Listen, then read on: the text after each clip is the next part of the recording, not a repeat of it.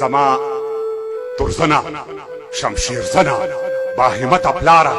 بیرغ نخان شمله د هسکه تر قیامت پلاره دغه خوږه اوږده قصه شپه تر سهره وکه ماته زما د ازادۍ قصه له سره وکه خوښ شئ چې دا لوی احمدشاه دی که خوشحال غږیږي میرزمان خان سید اکبر خان که سید جمال غږیږي وایي چې موږ تر شا نه توپ او نه جازونه پرېښي موږ په میراث کې کتابونه تاریخونه پرېښي نه چا په سوال نه چا سوغات کې ازادي راکړې نه چا خیرات نه چا زکات کې ازادي راکړې دا په خپل کور کې لاس تر ځینې میلمانه څه کوو دا په خپل کور کې لاس تر ځینې میلمانه څه کوم زه ګوپیسرې او شلغمسرې پښتانه څه کوم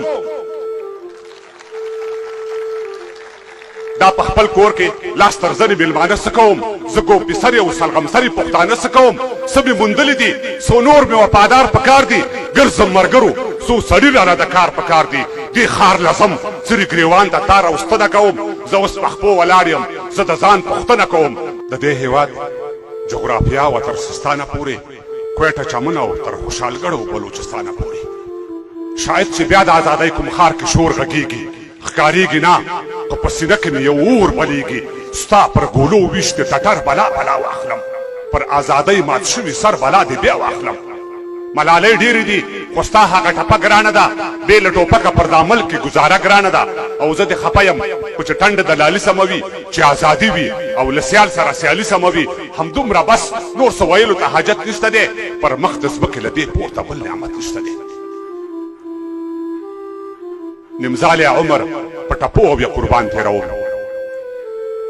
نمزالی عمر په ټپو او یا قربان تېروم زه لږ په ځان ژاړم او زه د خپل ګریوان لمدوم تشه حجره څه کړم ستار منګی یاران نشته دی سږ وچکالي د لل مې نه کرو باران نشته دی ما وکرلې ما خپل فصل په تاوان ورېږدو پوره مې نه کړلو ما خپل ارمان ورېږدو او د خېټې غم دی مجبوري د ملا ځان رسوم سهار وختي د مزدورانو چوک ته ځان رسوم ګوندې پیدا کړم مزدوري خار لا دې شور لزمه سویمه ورځ ده چې خالي لاسونه کور ته شمه او نن چې راتلم مکۍ ویل په کور کې اوړه نشته دی د کمکۍ تبه ده غوړي او نور خواړه نشته دی دا داما وژلې ده کمکۍ زما له غمه مړه شوه د یوې مړې خېټې ډوډۍ په تمه مړه شوه چې د خوارانو وګلوڅو پیعان ناوري توکاڼې د دا غوږونه به اذان ناوري پخوا لمدې وي خو اوس غبرګو کې اوبه نشته دی دا زړونه کاڼي دي دې سترګو کې اوبه نشته دی زه اوس څوک نه لرم له شا راته نارې نه وهي څوک پاتې نه دي زما پر غم مې نغارې نه وهي زه اوس کوڼ شوی یم غوږو ته مې جرس نه رسي غم دومره سخت کړم چې د غم را باندې وس نه رسي